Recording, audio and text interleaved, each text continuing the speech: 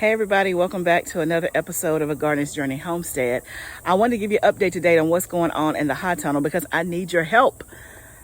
Something has happened to my squash. I don't know why, what, when, where, how. I think I know what triggered it, but I don't know exactly why. So I need your help. So I wasn't going to post a video today because we have like 12 days of rain in our forecast. And so for the last couple of days, it's been hard to get out and do anything outside. It was supposed to rain today, but the sun came out and it's hot. So I came down, I planted some seeds in the back of the house this morning, trying to beat the rain. And now the sun is like fully coming out. But I came down to the hot tunnel to check on the seedlings. And I want to show you what I found with the seedlings, but I want to show you what's going on with my squash because it looks like an epic failure. And the only reason I turned the video camera on is because I want to show it to you, one, to get help, but then also to let you know that all things are not perfect. I hear people, that comment, man, I don't know how you do it all. Man, you have a green thumb. Man, you're so good. Everything you touch grows. And that's not true. For those who have been following me, or if you're new to my channel, I am a brand new gardener. I still call myself brand new. I've been doing this for 2 years. And I have had some measure of success, thankfully, but I've had many things go wrong, and this right here has gone wrong. So I'm going to show you, the squash and let you see what it looks like. On our way there, let's look at the seedlings first, because that is some happy news, sunshine. So this is the first tray that we did together. This is the first tray from last week, and you can see I have good germination going on. This first row is romaine lettuce. Pretty much, yep, I have 100% germination except one little cell there. The second row is Siberian kale. That looks good. Third row is cauliflower. I have one. And then the last part of that row is alyssum. That's 100% germination in the alyssum. Only one cauliflower though. The next row is bok choy, which is that one. Looking good. That's my first time doing bok choy, so that germinated 100%. And then I have turnip greens, which are doing good. And then these last two rows, I actually just planted on or seeded on Friday, so they haven't come up yet. But it's pansies and calendulas. Then I also did this on Friday, so it's only been a couple of days, so it has not come up yet. I see a little bit of germination right there. That's broccoli, but I'll give this a couple of more days, and I am seeing a little germination, but I'll give it a couple more days, and we should have some stuff going on there. So we planted that, and then we also planted this last week. Remember, I think this is the one we did when we skipped school, y'all. If you didn't see that video, I'll pop it up at the top. Make sure that you go back and watch that video. But we have good germination here. Those are the Brussels there. The spinach has not germinated yet. None of the whole spinach row has not germinated, but the collards have. So all of that's good. In some of the beds, you can see I have some germination getting started. So this is lettuce. This over here is beets. You can see some germination there, just a little bit. Let me take you over here. That's coming up nicely. That's the Merlot lettuce. That's some of the purple dragon carrots. This row of carrots has not come up yet, so we'll give it a few more days. But let me take you over to the squash.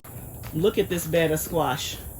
Now, all you have to do is go back to last week. I think I did an end of the summer garden tour, and you can see what this bed looked like then. The leaves were green all over the place, and now look at my leaves. Dead, shriveled up. Do y'all see that? Looks pathetic. Pathetic.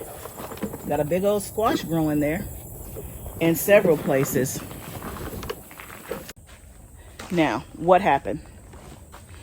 I don't exactly know. I'm pretty sure it is because I sprayed neem oil. Let me go back out here because the sun is kind of bright. So let's go back outside.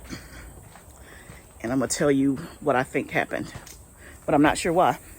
So last week when I came out here, trying to find a place where the sun is not right in my eyes. So last week when I came out here, I think it was 3 or 4 days ago, I noticed a whole lot of powdery mildew on my squash. So in that bed is Waltham's butternut squash and honey nut squash. My first time, not my first time trying it, but the first time I've had some level of success where I actually have squash growing and I've done it in the right season. The first time I did it, it was the completely wrong season. It was like in the wintertime, and they grew. Then of course they stopped growing.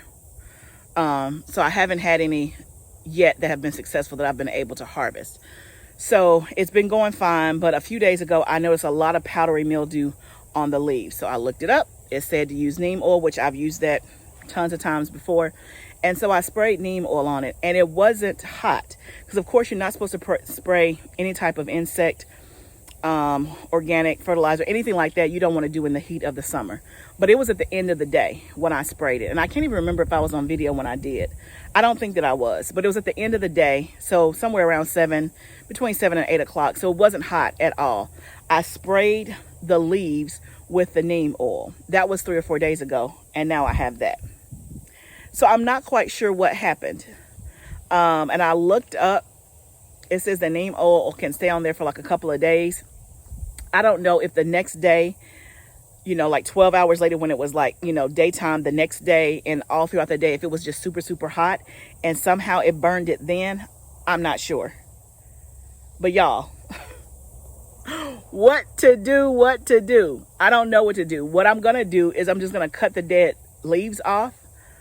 I'm not going to pull the plant yet. I just want to see if I pull the dead leaves, if they'll regrow back.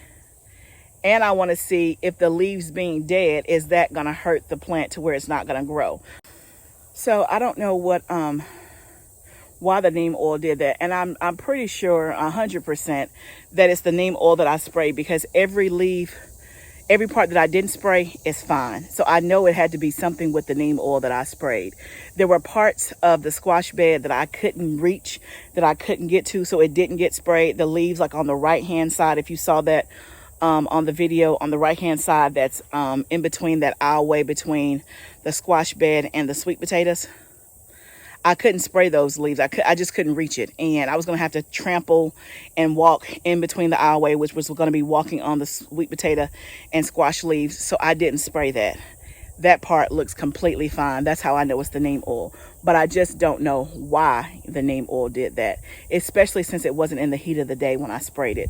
So if you've ever had that happen to you, please leave me a comment below. If you have any suggestions, any tips, I'm going to cut the old leaves off and just give it, this week and see how it does. If it grows a new leaf, if the fruit itself that has already developed starts to die. I'm just going to see what happens. Other than that, I don't know what else to do. If for some reason I've lost the squash, that is a disappointment. But out of all the things that I grow, that's probably one of the better ones if I'm going to lose it. One, because I haven't been successful with it. Now, this is the most successful I've been. Like, I actually have squash. I can see it. They're big. They're growing. But I don't eat. I didn't grow up eating butternut squash, so I'm really growing it. Everybody talks about how good it is and you're going to like it. And I don't know that I've had it in a way that I like it. I have friends that do butternut squash soup or who do roasted butternut squash. It looks like it should be good, but I didn't grow up eating it. I've never cooked it. I've never prepared it. So it's one of those things I wanted to grow, to experiment, to see if me and my family like it. So if for some reason I lose it, then I'll just try it again next summer. I'd be more devastated if I lost something that I know for a fact that we eat and that we depend on. Green beans, broccoli, collard greens, things like that. But I'm praying and hoping that it can be salvaged. I just don't know. And one of the reasons, the main reason why I wanted to come on was not to show you what's going on with the seedlings, because I wasn't even going to video today, is really to just share that everything is not perfect on my farm. It isn't. And when I say I'm still learning, I am definitely still learning, because I don't know what happened. I have no idea why that happened. I don't know how to fix it. I don't know how to remedy it. I'm scared to spray anything else on it. All I know is to cut off the dead leaves. That seems like makes common sense. That might be in even more of a detriment. I truly don't know. I'm ignorant in this space.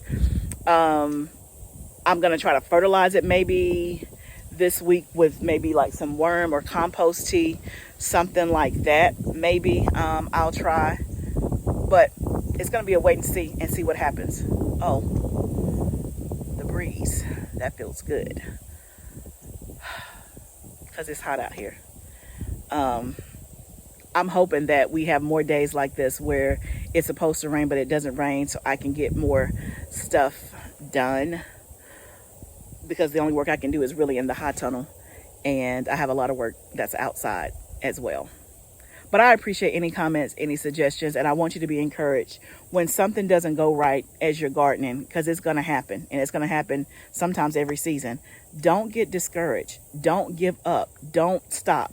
Will I plant squash again? Oh, yes, I will. If I lose this, I'll plant it again next summer.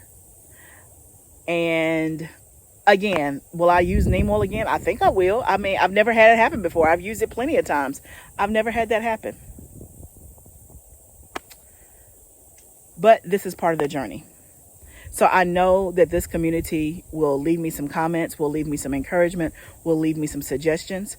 I'll do some more research. I'll try to figure out what happened, and I'll try to do something different the next time. But what I'm not going to do is give up, because I went out to my squash bed today and it looks like everything is dead. It looks horrible. I don't like that sight. I don't like it looking like that. But that's what it is today, friends. That is what it is today. So be encouraged. Don't stop.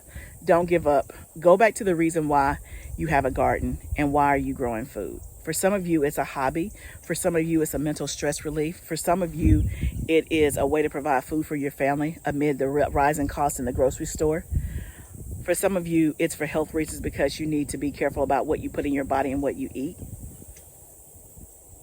So we all have different reasons why we're growing food and why we have a garden. Remember that reason and let that push you to not give up. Even when you do something that you think is going to work and it backfires and your squash starts to look wilty, dead, damaged, bad. Don't give up. It's all a journey. Thank you guys so much. I appreciate each and every comment, each and every like, each and every subscribe. Let us grow together. I'll see you next time.